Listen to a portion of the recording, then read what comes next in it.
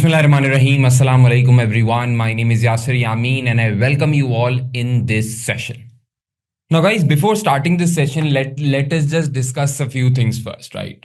You guys know that from this particular examination attempt, when you're talking about starting from the year 2025-2026 syllabus, you guys know that in particular two new accounting standards have been introduced, right? And we're talking about IFRS 18 and IFRS 19. These both two accounting standards have been newly introduced into your syllabus. I mean, they are new to the world, they are new to you, and they are new to your syllabus as well. Let me ask you a question first. If I were to ask you how important do you think these two particular accounting standards are to your exam? I mean, as far as your examination is concerned, should you be worried about IFRS 18 or IFRS 19? How much you should be concerned about the fact that two new accounting standards have been introduced? Should you be concerned? Is that a yes or a no? I would like your feedback. Tell me yes or no. So as these are new standards, there are highly likely chances that examiner might test this. Not even a single person says, sir, it's not important. So it's clearly understood, guys. It's clearly understood that IFRS 18 and IFRS 19 are very important. So I had been receiving many messages over the time, and this usually happens. Yeah, I don't know why it happens, but usually just before the exam, people start to wake up. And every now and then, although I've replied it many times, but every now and then everybody asks, sir, have you covered IFRS 18? No, everybody knows it, that I've covered IFRS 18 in detail. It's on YouTube already. Many people are watching it. Comments have been received, everything. But every now and then, we talk about it on our WhatsApp group as well. But every now and then, a person will wake up. Oh, I've just paid my examination fee. Oh no, I need to get worried about it. Oh, sir, have you covered IFRS 18 or not? Sir, do you know IFRS 19 have been introduced? Every now and then, everybody, without looking at the background, without looking at the content being made available, everybody messages, sir, have you covered IFRS 18, 19 or not? So, rightfully so, according to you, the most important thing in from this session 2025 and 2026 is supposed to be IFRS 18 and 19, because they have been newly introduced into your syllabus. Why not I tell you that there is something which is even much more important than IFRS 18 and 19 in your syllabus? I mean, I would like to tell you what's more important than IFRS 18 and 19. See, IFRS 18, primarily what changes in IFRS 18 from your perspective, from an academic perspective? Okay, there is a big change from an investors and markets perspective, but at least from an academic perspective, IFRS 18, merely changes the format of your profit or loss statement, right? So it's merely the categorization of your P&L that's much more important. Although there are some subtopics like aggregation, disaggregation, MPMs, etc., but still the core change, the most important change in IFRS 18 is basically the structure of your P&L. And even that change is not, so much of a big change that it affects your academic life. I mean, you would have to perform consolidation according to new income statement format. But again, you will be given two P&Ls according to the new format. You just need to consolidate as if you own everything. So from an academic perspective, it does not change many things. I mean, many people have been receiving messages, or my staff they have been receiving messages. What about IFRS 19? What about IFRS 19? What about IFRS 19? The extent that, with the extent of IFRS 19, which is, within your syllabus, it can be covered under one page. It can be covered under one page. Many people would have got the latest study text, published by Kaplan. You go and see there, it says one page of IFRS 19. And even though if you have studied consolidation basics with me, you'll just like that, you'll understand what it actually means. So reduce disclosures for certain entities which are not exposed to the public. So if you're not a government entity, if you have not raised finance from public, then you are eligible to apply for reduced disclosures. This is just a basic exemption that you need to know about. But everybody is worried about IFRS 18, 19, 18, 19, 18, 19, 18, 19. And in this whole clutter, you are actually forgetting what's the main change in the financial reporting industry. And that is sustainability. Now, should you be more concerned about IFRS 18 or 19 or sustainability? I would, two times at least recommend that you should be more concerned about sustainability. Do you think IFRS 18 or 19 is the most hot topic around the financial reporting environment? No, the most hot topic is actually sustainability. Now, every company has to apply, mandatorily has to apply sustainability standards, and they need to prepare, this information. Auditors need to audit it. There are new auditing standards around it. Everybody is trying to provide consultancy around it. People don't know about sustainability standards. Companies are in the phase of applying these particular standards for the first time, and still you are worried about something which is so small from a change perspective that you tend to forego this sustainability topic. Is that a wise choice? No. Sir, how can you be so sure? Because I am your tutor. I mean, this is your first attempt, most likely, but definitely this is not my first attempt. I'm not saying that you should not even study IFRS 18 or 19. No, that's not the case. But if you ask me what's more important from an academic perspective, sustainability is far more important than these topics. Yeah. So this is one thing that I wanted to highlight. Next, you know, uh, I was just talking to a student a while ago, and he was asking, sir, for example, he was a student of 30 days challenge, and he was concerned that, sir, in your 30 days challenge program, you market that 30 days challenge program only focuses on the core topical areas of the SBR exam, and likewise, since this is sort of a crash course, a quick fast track batch, you say that there are certain areas of your syllabus that you can ignore for now, but at the very least, if you want to pass this exam, there are certain core areas that you need to be fully aware of. So I was just talking to this person, and he was saying, sir, what about the other areas that you are saying that we can leave behind? What if those areas come into your exam? I mean, it's easier to always, and I mean, I'm being very, I'm not targeting anyone, but this is a general question which everybody is asking, right? And especially those who join into our crash batch or the 30 days, our flagship 30 days challenge batch. Yeah. So you see, it's very easy for a student like you to get lost into the cluttered environment. Yeah. So every now and then you'll see a friend, you'll see a student, yeah, who himself or herself passed on 51 marks, and they tend to teach you, see, if you do this topic, you'll pass. If you don't do this topic, you'll fail. Yeah. A person who himself or herself just got 51 marks, and yet you tend to rely on that person's advice. I mean, it does not make any sense. Yeah. So you've got to believe what your tutors actually tell you. I mean, there must be some underlying logic behind it. And next, first of all, you need to focus on what's already there. Yeah. So I mean, 90 to 95% of your exam clearly focuses on the core topical areas, which are big concerns for the financial reporting sector. Now, you want to struggle in the remaining 5%? Be my guest. But see, if you have already taken this exam, let's say twice or thrice, and you're still struggling on this exam, worrying about that particular 5% area is not going to help you. So you need to take wise decisions. You need to be mature enough to take wise decisions, and that is the only way that you can, succeed in your exam. And this is very much specific to those who are struggling coping up with the volume of this exam. Yeah. Otherwise, for other people who are from regular batch and they study on a longer horizon, you must complete each and everything. All right. So again, I'm just pointing it out to you that sustainability is one area that you can certainly not ignore, and you must have very close attention on it. All right. So now let's do a question.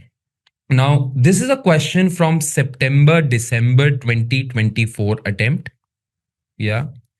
And if I were to tell you that which type of question you should be revising or which type of question you should be doing in order to prepare for the topic of sustainability, it is that question.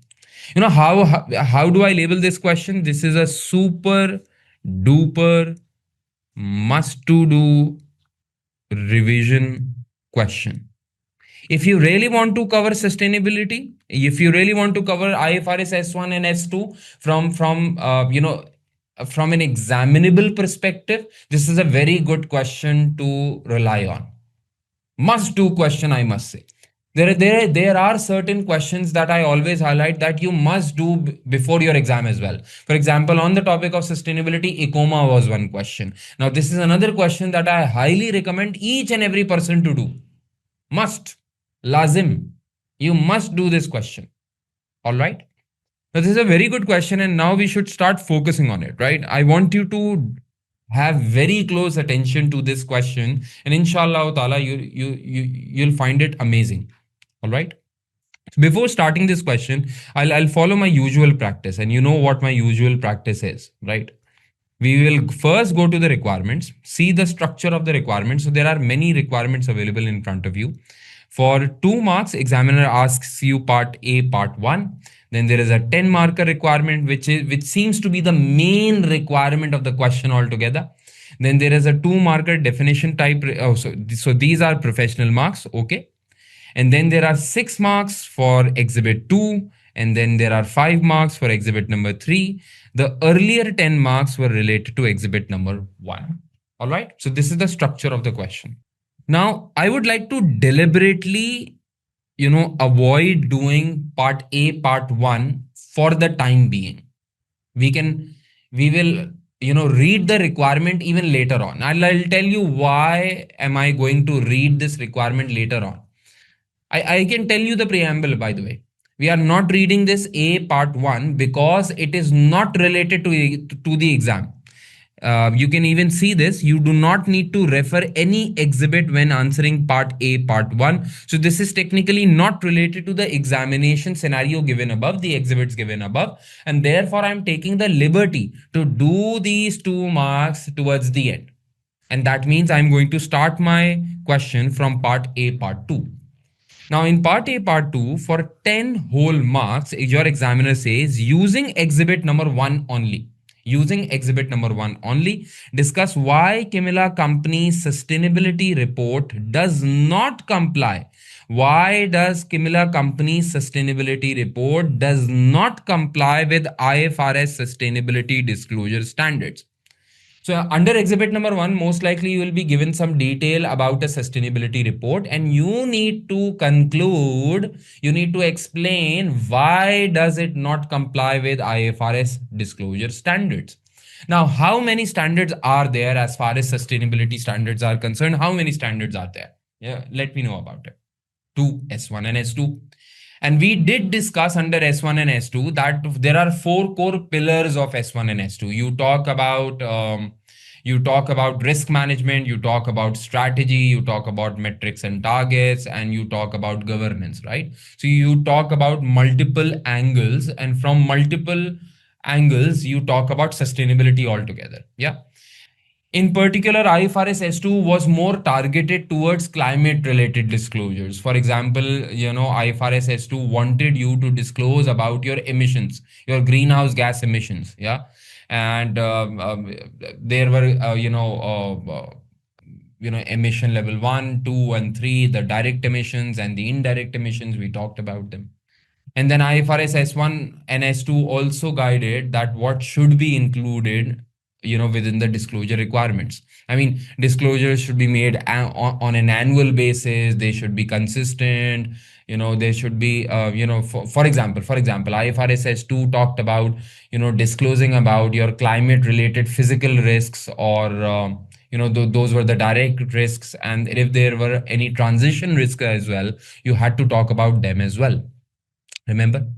So whatever you discussed under IFRS S1 and S2, that should get recalled into your mind.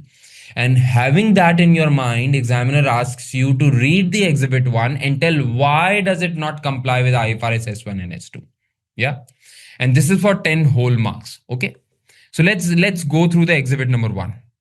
Your examiner says Kimimila company manufactures petrol car engines.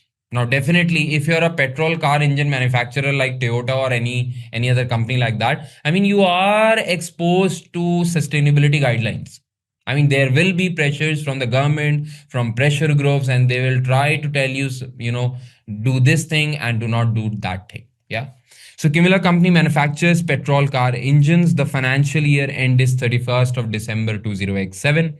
Examiner says the following exhibits available on left hand side of the screen provide information which is relevant to the question. Now you have been given with 3 exhibits. The first exhibit is on sustainability report. The second exhibit is about climate change. And the third exhibit is going to be about share-based payment. We are only focused towards the exhibit 1, and exhibit number 1 is all about sustainability report. Now, I give you this liberty, and then if you want to open it, I'll give you 1 minute. Please open your notes for sustainability S1 and S2. I'm waiting. I want you to open your study notes for S1 and S2. I want you to have them with you. I'm waiting. Once you open them, just write done or write okay or write yes. Then I'll move forward. I mean, we need to study about the application of this accounting standard as well, right? So please open those particular accounting standards S1 and S2 in front of you, and then we will do this on an open book basis and we'll start solving the question. Come on, open S1 and S2 notes. There are many students who are just looking around. Oh, what is S1 and S2? I was just on the orientation lecture. Why is sir talking about S1 and S2? Was it really an accounting standard? And yes, very good. So I believe most of the people here have actually opened those two disclosure standards in front of them. And now I'm going to go through exhibit number 1, and you will tell me where this sustainability report goes wrong. All right. So it says that Kimimila company has produced a sustainability report. Kimimila company has produced a sustainability report. Very nice. The sustainability report states that it has been produced in accordance with IFRS sustainability disclosure standards. So Kimimila company has basically produced a sustainability report, and they claim that that sustainability report is in accordance with IFRS sustainability disclosure standards. Do you guys remember that I told you while teaching you these sustainability disclosure standards that in order to comply with S1 and S2, an entity should follow all guidelines and all principles mentioned in S1 and S2. A company cannot decide to apply one particular area of the standard but choose not to apply the other one. If you apply S1, you have to apply S2 as well. If you apply S1, you have to comply with all the provisions of S1 and you have to comply with all the provisions of S2. There are certain exemptions available within the standard. For example, IFRS S2 has certain bit of exemptions for some greenhouse gas emissions. But apart from the exemptions, every clause and every provision has to be applied in its entirety in order to say that these disclosures are compliant with IFRS sustainability disclosure standards. All right. Keep that in your mind. You need to apply every bit and piece of IFRS S1 and all right. Moving on, examiner says, due to a systems issue, Kimimila company was unable to capture important data during December X7. As such, its sustainability report covers 11 months to 30th November X7. Now, you guys know that your accounting year end was 31st December X7. So basically, you'll be producing financial statements for the period till 31st December 20X7. But now they say that due to a systems issue, they were unable to capture data for the last month, and therefore they have only produced the statement for 11 months. Is it okay to publish a sustainability report besides your financial statements only for 11 months? Do you think it is justified? Do you think it was allowed under IFRS S1? If you remember, there was a particular area, if I'm not wrong, there was a particular area in your IFRS S1. It was supposed to be the last page of IFRS S1, and we talked about timing of reporting. So it should cover the whole accounting period. You see, your sustainability disclosure standards must corroborate or correlate with your financial statements data. And how it happens, I'm just going to tell you once we reach towards the next requirement. But it must be coherent. It must be correlated with the data provided into financial statements. Now, you are preparing financial statements for a period of 12 months, but you are deciding to produce a sustainability report for 11 months only. Should this be allowed? Use your common sense. Should this be allowed? Should this be allowed? Reporting horizon as per IFRS S1, reporting horizon should be 12 months, not 11 months. Understood? That should be 12 months. So examiner basically asked you, why do you think sustainability report is not compliance with IFRS sustainability disclosure standards? Now, this is one of the reasons. You cannot produce an 11-month report and make it a part of financial statements which are being produced for the whole 12 months.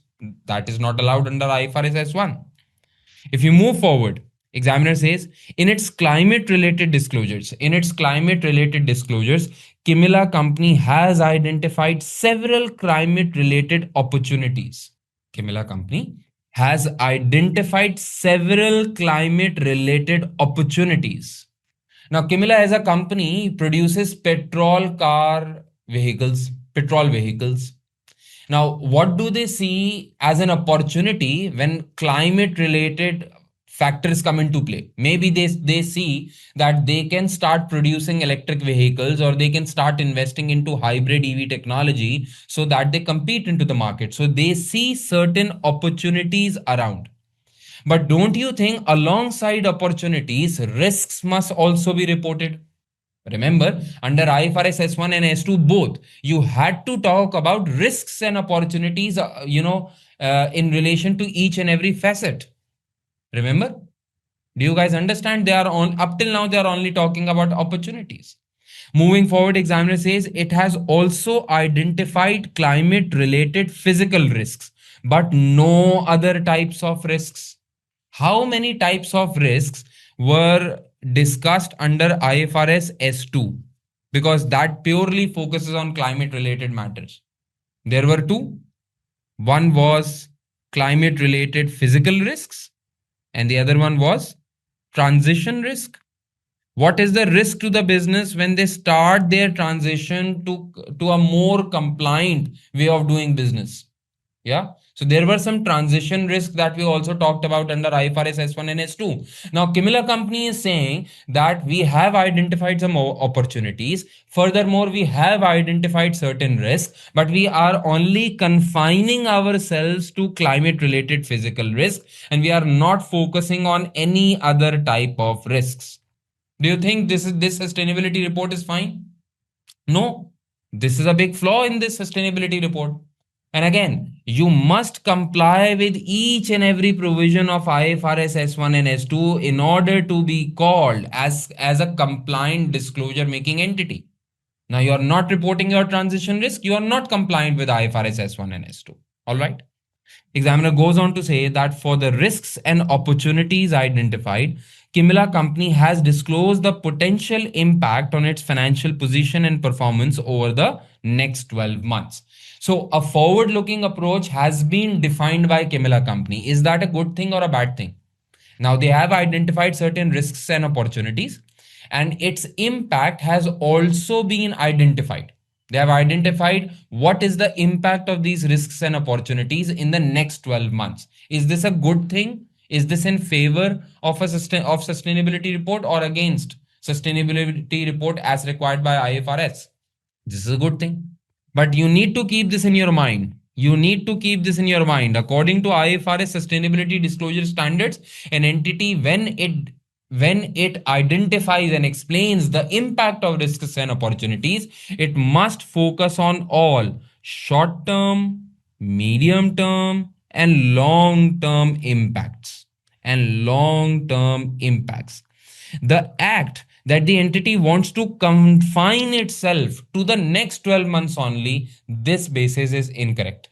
It's very good that you try and clarify what are the impacts of climate related risk on your business, on your financial statements, on your financial position and your financial performance, but you should exploit it to the level of short term, medium term, and long term all. Clear? This is a lacking as well. Moving forward, Kimimila company has disclosed its scope 1 greenhouse gas emissions. How many scope greenhouse gas emissions were there under IFRS? 3.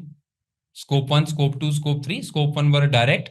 Scope 2 were indirect emissions as a result of acquiring power or what you call electricity. And the third one were external supplier or indirect indirect greenhouse gas emissions. Remember? So Kimimila company is saying it has not disclosed scope 2 or scope 3 greenhouse gas emissions on the basis that these figures are difficult to measure.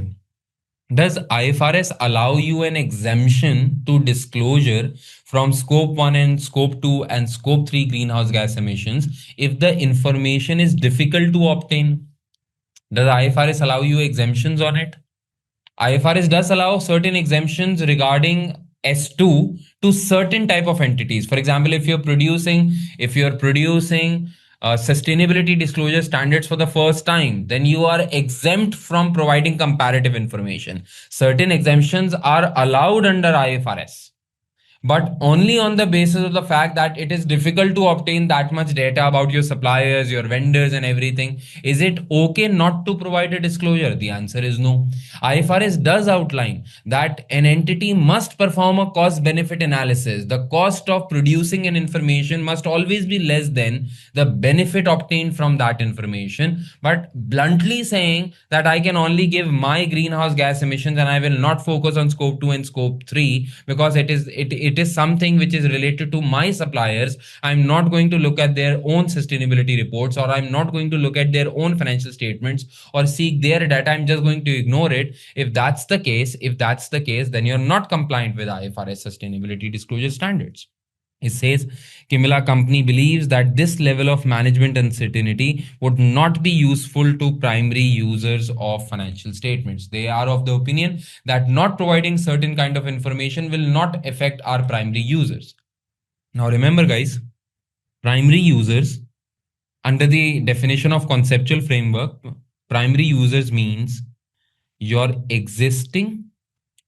potential investors, existing and potential investors, and provider of finance. I mean, these are your suppliers, vendors, loan providers, and so on and so forth. These are your primary users of financial statement. Now, as far as the definition of primary users is concerned, it is that definition.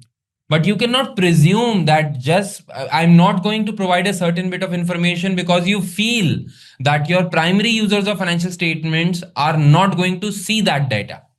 It is quite possible that your shareholders right now might not be concerned about IFRS S1 and S2, but the public at large is concerned about sustainability related matters. And therefore, if you follow IFRS S1 and S2 and publish a sustainability report, you must comply with all provisions of S1 and S2. And that means you need to provide disclosure of scope 2 and scope 3 as well. You cannot forego it just by saying that at least my shareholder is satisfied. No. Tax people want to see it. World Bank wants to see if you are compliant with IFRS S1 and S2. Many other entities would want to see your disclosures of S1 and S2. It will bring comparability, so you cannot just ignore it by the way of your choice. Clear? One more thing. Examiner says several years ago. Examiner says several years ago, Kimimila Company introduced a share-based payment scheme for its directors. The option would vest on 31st December X7 if Kimimila Company cuts its scope 1 greenhouse gas emissions by 10% per year on average. This target was not met and the scheme did not vest. No mention is made of this share-based payment in climate-related disclosures. Is it okay? So you basically gave your directors a target that we need to reduce our scope 1 greenhouse gas emissions by 10%. And if directors were successful in doing this, they will get a 10% bonus. But the target was not met. And if the target was not met, no share-based payment was given. And the entity has decided that they will not make any climate related disclosure regarding this scheme. Is it okay not to disclose this scheme? Is it okay not to disclose this scheme to your investors, shareholders? Why? Why? Do you remember the four facets of your S1 and S2? One of the core pillar of S1 and S2 was metrics and targets. So according to IFRS S1, it is mandatory that you talk about metrics and targets as well, in your sustainability disclosure. So if you had given your directors a target to reduce greenhouse gas emissions and they will get a share-based payment around it. So these metrics and targets should have been disclosed to investors as well. Make sense? Make sense? So since it is not being disclosed, it is the disclosure itself or the sustainability report is not in compliance with IFRS sustainability disclosure standards, right? Moving on. The climate related disclosure details Kimimila Company's target of becoming net zero within the next decade. Around half of its anticipated carbon reduction is estimated to arise from carbon credits. There is no reference to the use of carbon credits in the disclosure. So how, the Kimimila Company must reduce its environmental, footprint. It must reduce its exposure against sustainability. And what they tend to do, they tend to buy carbon credits from other entities who are more compliant with the environmental standards. But nothing has been mentioned regarding this strategy. Nothing has been mentioned regarding this strategy in their disclosures. Is that okay? Is that okay? The answer is no. Why is Kimimila Company not disclosing the strategy or this strategy that we will be turning ourselves as net zero within the next decade, and we'll do that by acquiring carbon credits? Why this strategy not being disclosed? It must be disclosed. And you see, these are the reasons why anybody would say that the sustainability report produced by Kimimila Company is not in compliance with IFRS sustainability disclosure standards. Is this understandable to everybody? Let me know. Is this clear to you? Now, had you listened to me, and you would have read my handouts at least twice or thrice, as I always said, this kind of a question is a very easy question to answer, because the shortcomings of this report are pretty much apparent. Even if somebody had at least once studied the handout, they could have come up with so many things that were wrong in this sustainability report, and they would have gained easy 10 marks. Is it clear to everybody? Let me know. Is this clear to everybody? Yes or no? Last para. The last para says they want to reduce their carbon emission impact or their carbon footprint on the economy. They want to become net zero. Net zero means that the damage that you do to the environment is netted off from the goods that you do to the environment. For example, your factory will produce gases that will flow into the environment, but you're also planting trees. So the more you emit these gases into the environment, the more plants you'll have to plant, so that the net impact is zero. Make sense? That is net zero. Now, what they are saying is we will make ourselves net zero not by planting trees, but by buying carbon credits. Now, do you guys know what are carbon credits? Do you guys know what are carbon credits? So carbon credits basically are that entities which are more sustainability compliant or environmental compliant. For example, Tesla. So Tesla has efficient manufacturing processes and they are only producing electric vehicles. So in order to promote these kind of companies who are working for sustainability, governments, what they do, they allot them, you can say, carbon credits or like tax credits. So what happens is these companies who have a lot of carbon credits being awarded by the government, they can trade these carbon credits to other entities that are not compliant with these sustainability practices. So technically speaking, those entities which are less compliant need to buy carbon credits from those entities that are more compliant. So those entities that are more compliant to sustainability practices get some money, not from the government, not directly from the government, but from other entities. And likewise, entities that have those entities which have to buy these carbon credits, technically they are being penalized. Technically, they are being penalized as in order to survive in the economy, they would have to buy carbon credits from not from the government, but from other entities. Make sense?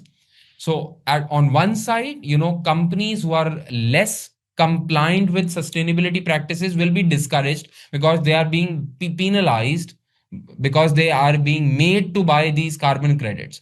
And on the other hand, companies that are more compliant towards sustainability practices, they are incentivized because their good practices can now be sold. Make sense? Is it clear to everybody now? But this is a strategy. If Kimimila company says that I am going to survive in the economy just by buying carbon credits from other entities, this strategy should be a part of your sustainability disclosure. Let me know if you understand this or not. Everybody. Is it okay to everybody? Yeah. Now, so, sir, how these carbon credits will help these penalized entities? You know, these penalized entities will have to pay other entities to buy their carbon credits. Yeah, carbon credits are nowadays traded on stock exchanges. The company would have to invest in these carbon credits. And since you have to spend money on buying something which you normally would not want to buy, since you have to put your money into it, that means you are being penalized, na? So one time you will buy, next time you will buy, third time you will save. So why do I buy these carbon credits? Why should I not be installing solar panels on my roof so that I can produce clean energy? Why not convert our whole vehicle fleet into electric vehicles? Why we should not adopt sustainable practices? And that is why, since you'll be penalized, you'll get motivated to follow sustainable practices so that you don't have to buy those carbon credits. Make sense? So it could have been a scenario whereby companies who are not sustainability, who are not following sustainability practices, government could have said, we are going to charge you certain tax. But they said, no, we are not going to charge you certain tax. But in order to survive in this country or in this city or in this area, you'll have to be this much compliant with sustainable practices.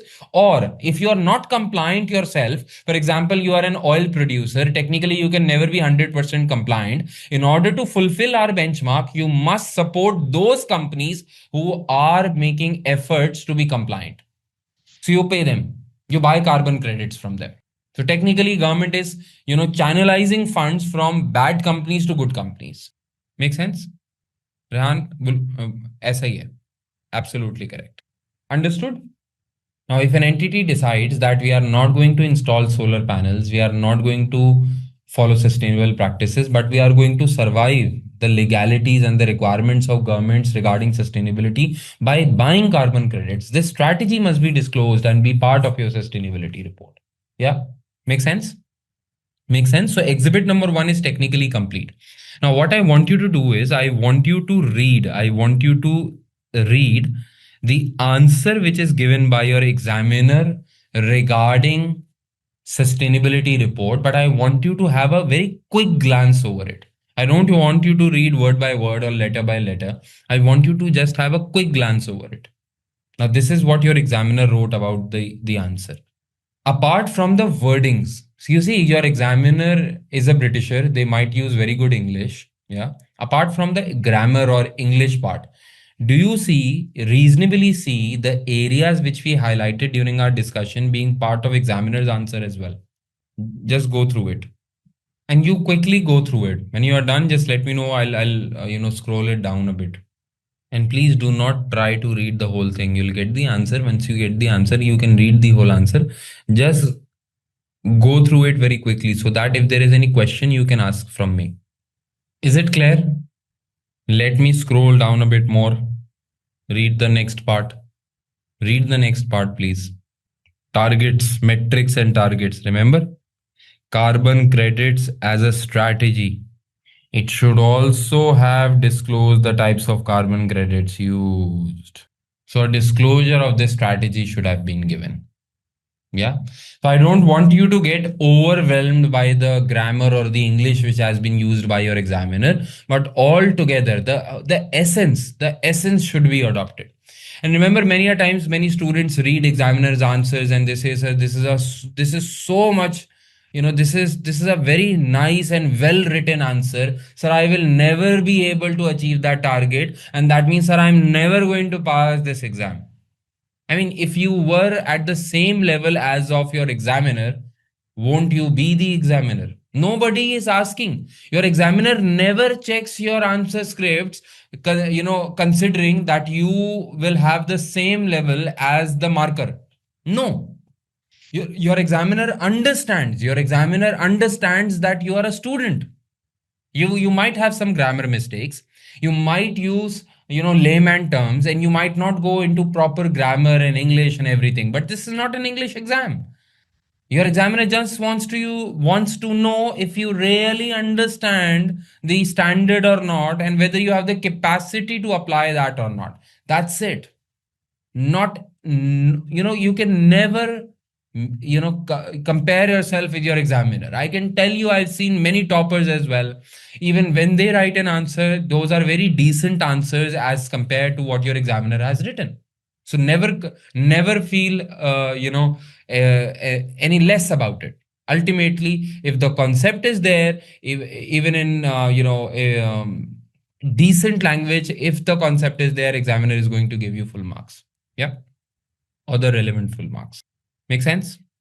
Now, this was part number A, part number 2, the largest part of the question. But the other parts of the question, requirement B and C, are equally interesting.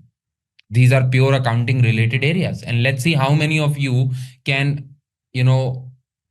grab the requirement, can see the requirement clearly. Let's see. It says, using Exhibit 2, discuss the impact of climate change on the following issues in Kimimila Company's financial statements for the year ended 31st December X7. Now, two issues would have been discussed under Exhibit 2. One is about financial assets, and the second one is about recognition of deferred tax assets. Now, in relation to the impact of climate change, you need to talk about these areas. Remember, when we studied about sustainability standards wanted you to correlate your information in sustainability report with the financial statement information provided. Now, examiner wants you to justify what impacts of climate can have on financial statement. What can be the impacts on financial statements? Let's go and see. So this is very interesting. Exhibit number 2, it only contains two particular areas, financial assets and deferred tax assets. Now, let's see what your examiner says. Kimimila Company is currently assessing the impact of climate change on its financial statements. Very good. It says Kimimila Company has extended loans to its key suppliers to help ensure their viability. What happens? Kimimila Company was a car manufacturer. Yeah. But what else they have done? They have extended loans to their suppliers. So technically, you are the financiers now of other entities. Definitely, if Kimimila Company has given loans to their suppliers, then they have the right to receive their cash back, and therefore Kimimila Company would have recognized a financial asset into their books. Agreed. Financial asset debit and cash credit would have been the accounting entry made by Kimimila company when they were, advancing loans to their suppliers. Is that correct? Now, financial assets are basically the subject of IFRS 9. Yeah. So you need to keep IFRS 9 into play. Examiner says Kimimila company has extended loans to its key suppliers to help ensure their viability. Kimimila company has recognized these loans as financial assets. Kimimila company holds loans of this type with the intention of collecting contractual cash flow. If you have the intention of collecting all contractual cash flows from these loans, then that means dash model will be applicable. Dash model will be applicable. Which model will be applicable? Very good. Very good. Amortized cost model will be applicable. Right. Examiner says Kimimila company and its suppliers have been affected by wildfires and floodings. So you advanced some loans to your suppliers so that they can operate carefully. But towards the entities that you gave loan to, the entities that you gave loan to have been affected by wildfires and flooding. And this is a hint of dash. This is a hint of dash. Very good, Ram. This is a clear hint for impairment. Do you know, for the purpose of impairment, which accounting standard is applicable on financial assets? Which particular accounting standard is applicable on financial assets for the purpose of impairment? Do you remember? No, my friends. IFRS 9 is applicable on financial assets. IFRS 9 talks about impairment of financial assets, and a model of expected credit losses has been taught to you whenever you recognize a financial asset.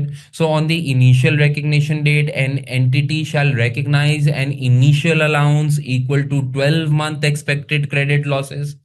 The definition of 12-month expected credit losses is that you take lifetime credit losses multiplied by the probability of those losses arriving in the first 12 months.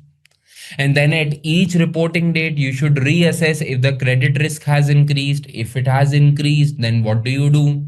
You increase your allowance up to lifetime credit losses. Don't you remember all of this? This time there is a clear hint of impairment, but the reason for that hint is climate. So Kimimila company and its suppliers have been affected by wildfires and flooding. In addition, there have been considerable policy and regulatory changes which have affected all parties. Moreover, there have been some changes which have been introduced by the government that would have affected your suppliers as well.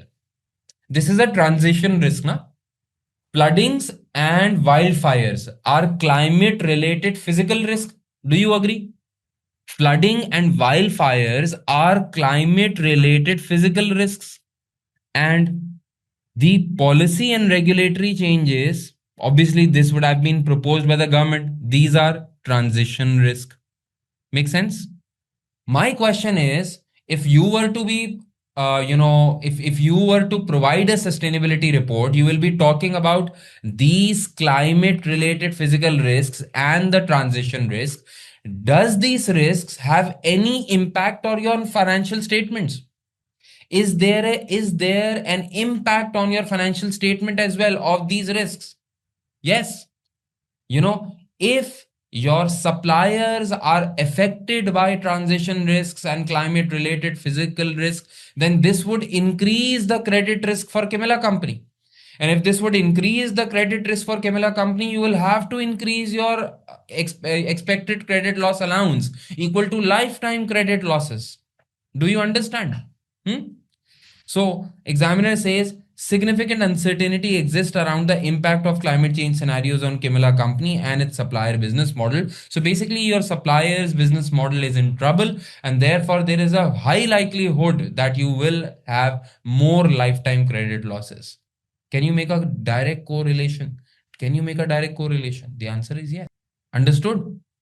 Right?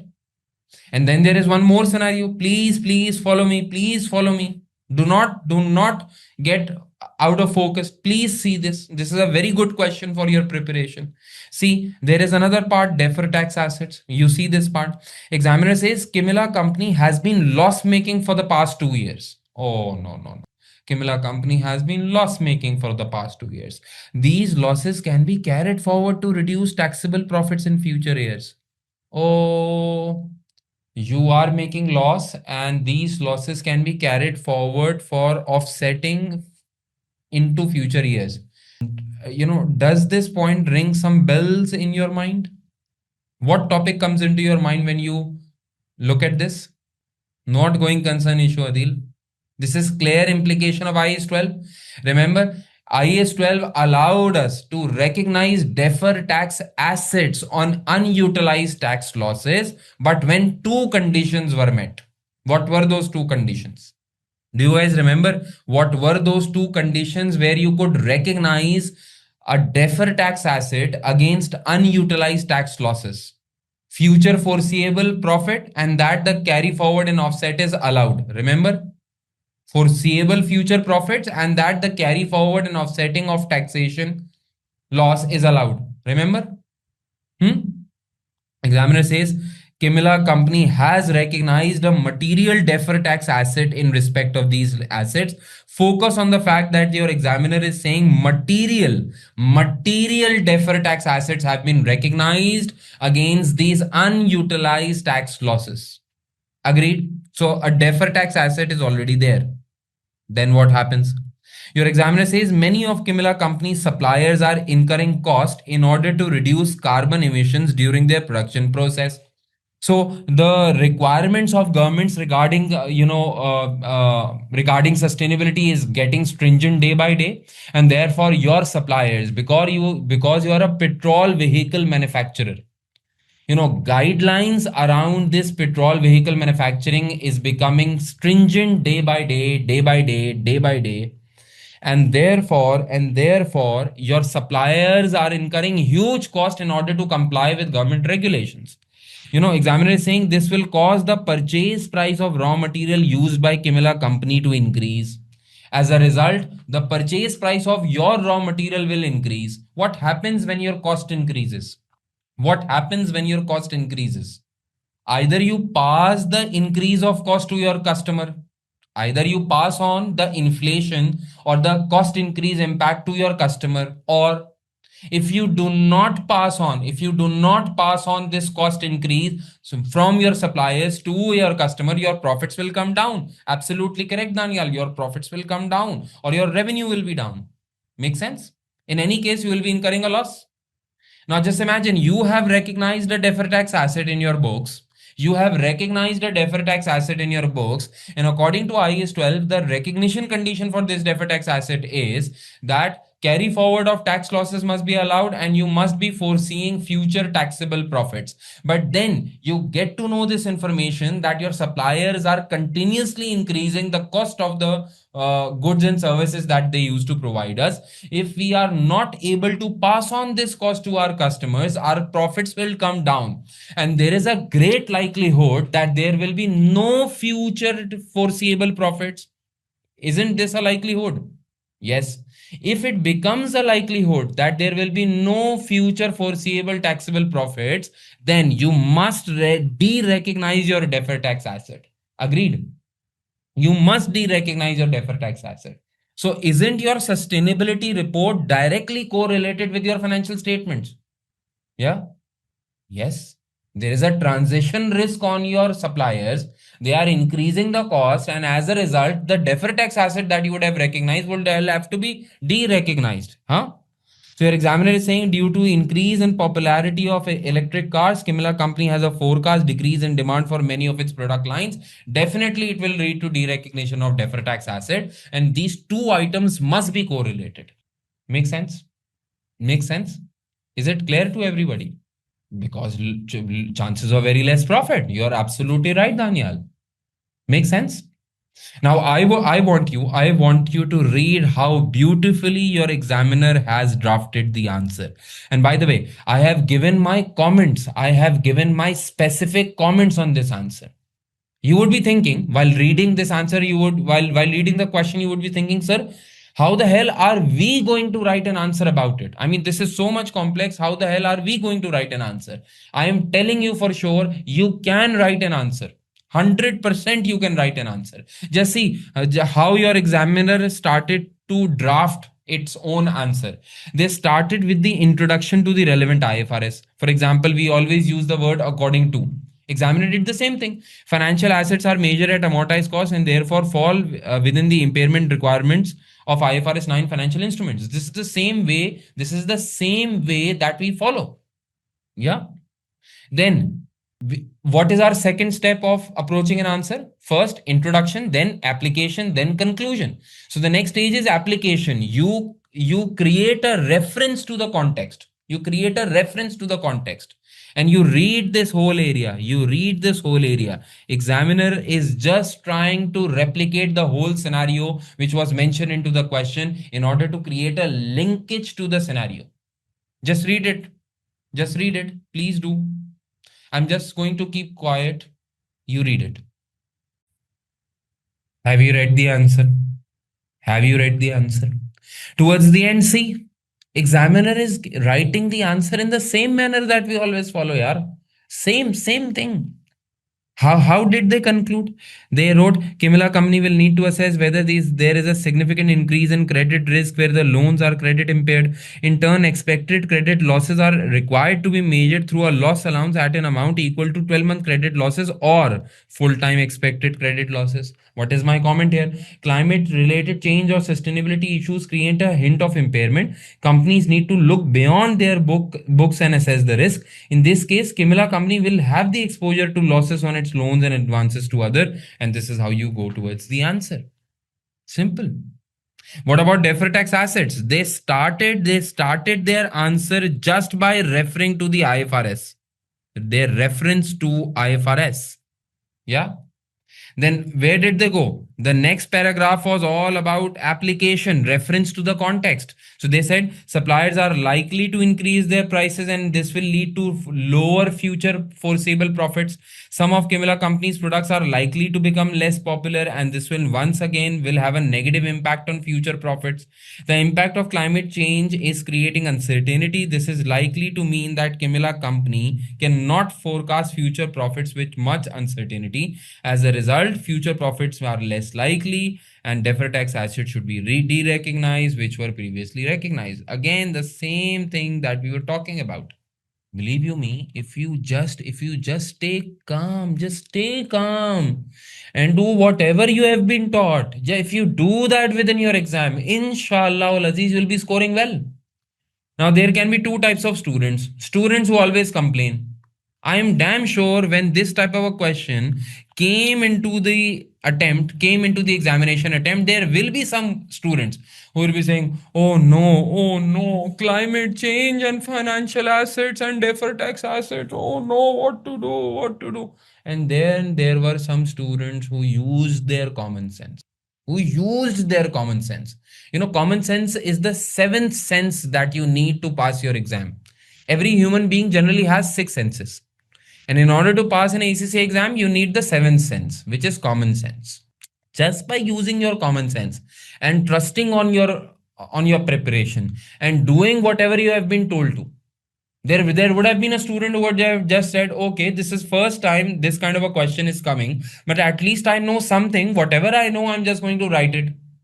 And that particular student would have been scoring 80, 90 or some odd marks.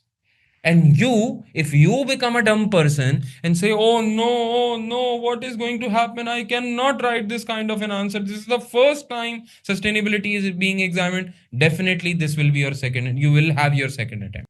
And now you are doing this question. You are answering me on the right time. You guys are confident about this particular question. So see, your exam is going to become a past paper for somebody else. And that person is going to say, this is an easy question. Should be the strategy. The strategy is to trust your preparation. And always when you see an examination question, at least do whatever you know. Without thinking whatever will be the consequence. At least do whatever you know. Whatever you know, just go and write it. Make a reference to the context. I know if you have studied SBR, if you have studied SBR fully, there is a very less likelihood that you'll write a very stupid answer. If you have studied rigorously, there is a very less likelihood that you'll be writing a stupid answer. Most likely you'll be not writing a stupid answer. So whatever you write is will most likely be, or at the very least be 50% correct. And that is all you need in order to get a pass, right? So rather than, just shaming around or thinking about negatives, just do the positive and, leave the rest to Allah. Clear? Then guys, there is one last requirement. Examiner says using Exhibit 3 and in accordance with IFRS 2, explain how share-based payments should be accounted for in Kimimila Company's financial statements. Show all calculations. Again, this is something which I would be interested in, that you guys tell me the answer. Examiner says on 1st January 20x4, we are standing in the year ended 31st December x7. So x4 means many years back. On 1st January x4, Kimimila Company introduced a share-based payment scheme for its 10 directors. Each director was granted 15,000 share options. Share options mean this is an equity settled share-based payment. And whenever you're talking about equity settled share-based payment, the accounting entry will be expense debit and equity credit, and you will be always relying on fair value at grant date, and there will be no mark to market, right? Good. Examiner says the fair value of an option at this date was 8. So at the grant date, the fair value of this option was 8. So guys, this is supposed to be fair value at grant date, right? Examiner says the options would vest on 31st December x7 if Kimimila Company cut its scope on greenhouse gas emissions by an average of 10% per year over the 4-year period. Can anybody let me know what this is? Read it again and let me know what this is. The options would vest if Kimimila Company cut its greenhouse gas emissions by an average of 10% over the 4-year period. Now, this is certainly a vesting condition. Is this a market-based vesting condition or a non-market-based vesting condition? Is this a market-based vesting condition or a non-market-based vesting condition? This is a non-market-based vesting condition. You have to reduce your own greenhouse gas emissions.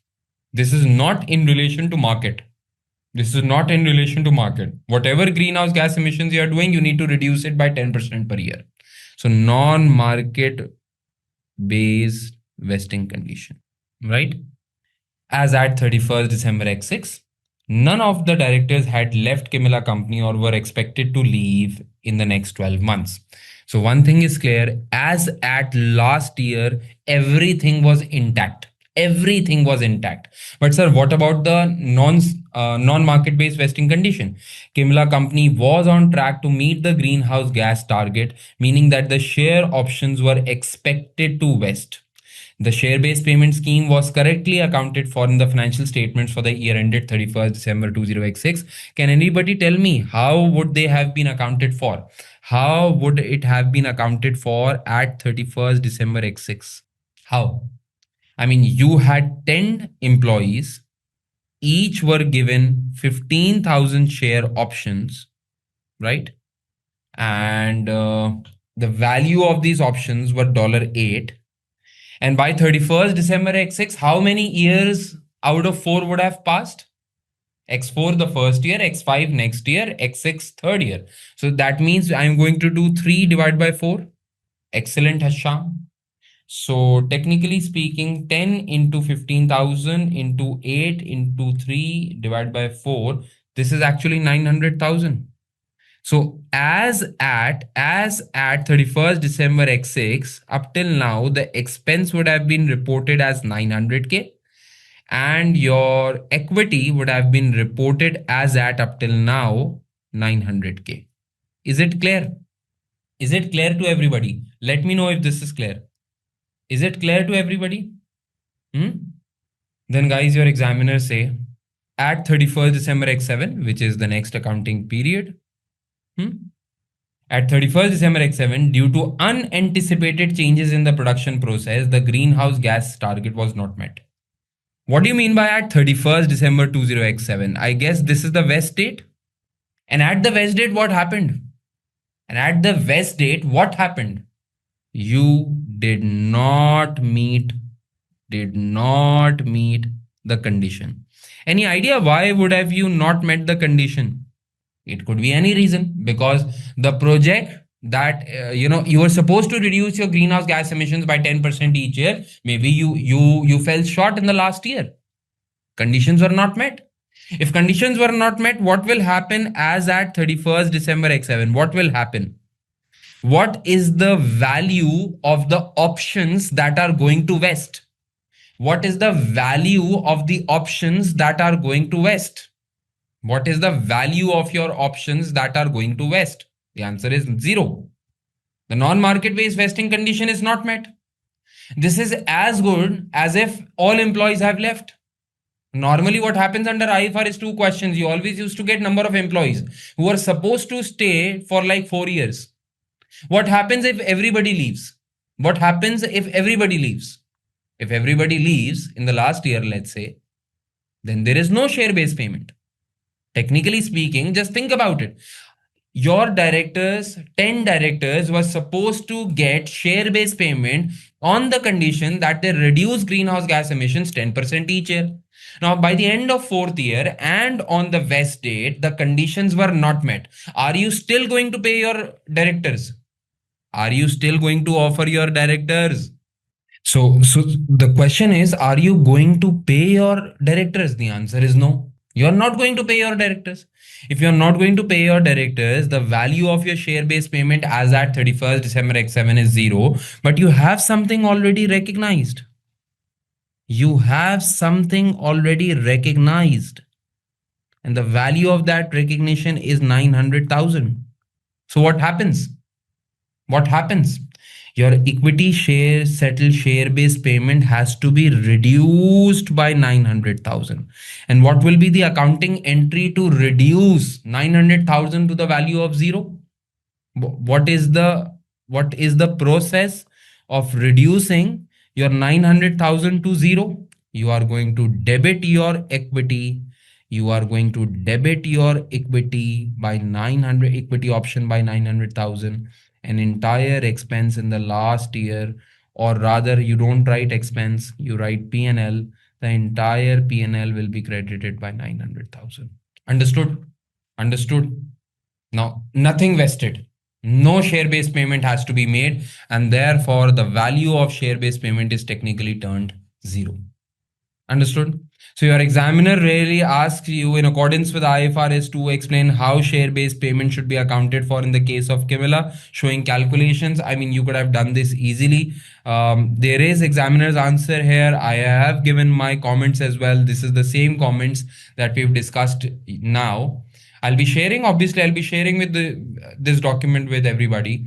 And I would highly suggest that before going into this SBR exam, you should at least once read this question and answer. You must read this. And inshallah, it will help you. Inshallah ta'ala, it will help you a lot.